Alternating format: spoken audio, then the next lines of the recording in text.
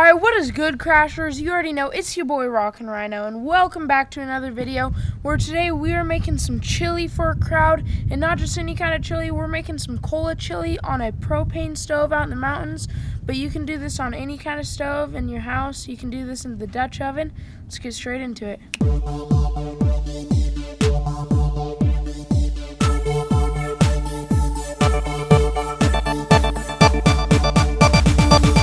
First, you're going to want to dice 7 cups of white onion. I did this part at home, but you can do it camping if you want.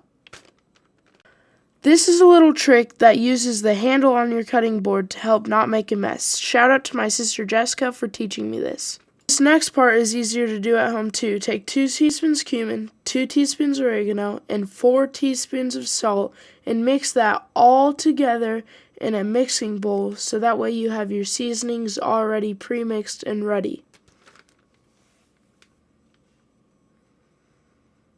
Whisk it.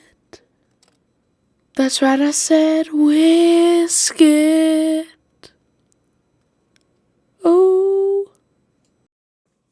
Then you're going to want to mince 4 de-ribbed and de-seeded jalapenos, or jalapenos. Then peel 6 cloves of garlic. Then Hulk smash! Add about 2 teaspoons of cooking oil into a large pot on medium heat.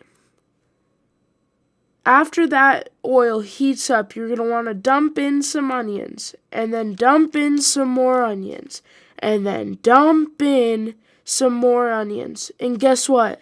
You're going to dump in some more onions until you have 7 cups of onions in there.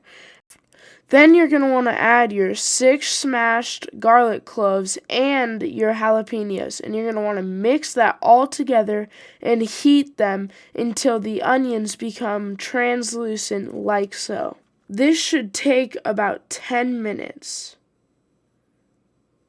Then you're going to want to add in 3 pounds of either ground beef or any other ground meat, and break up into small chunks and cook it till there is no longer any pink, like so.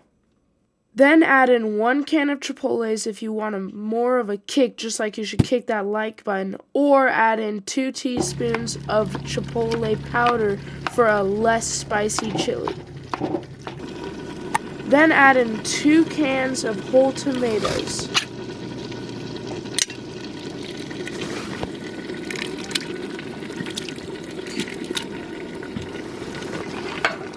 Make sure to chop those and the chipotles up into small pieces. Then add in all the seasonings we prepared earlier. After that, add in 4 tablespoons of tomato paste. Boy, that tomato paste sure does not like to come out of that spoon easily. Whose legs are those? Those are mine, bro.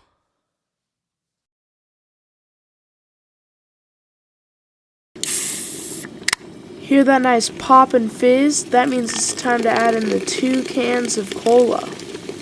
These really add a good flavor to the chili.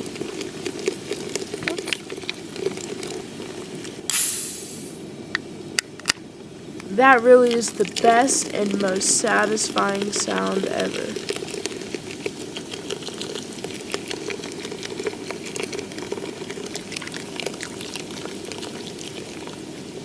Mix all those delicious ingredients together and cover and cook. After it's simmered for 30 minutes, add in 4 15-ounce cans of kidney beans and simmer another 30 to 45 minutes. Then you're going to want to chop up some chives for the top. These really add a nice mild onion flavor. There's that trick again. Thanks, Jessica. Looks like the chili's all done. You know what time it is. It's time for Ryno roll.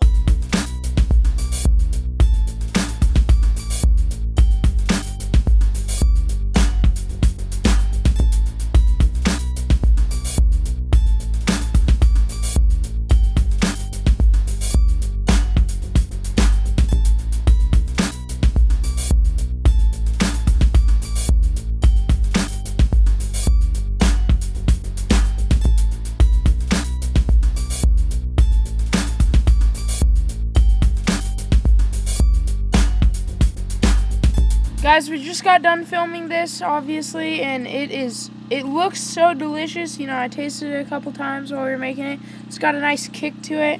But here, let me try it. I got my grandpa here, okay? And he's going to help me try this, make sure it tastes good. Go ahead and take a scoop.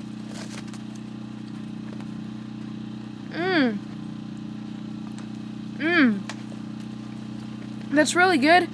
The oregano and the cumin add kind of an earthy flavor with a little hint of sweetness, kind of, but like the cola too.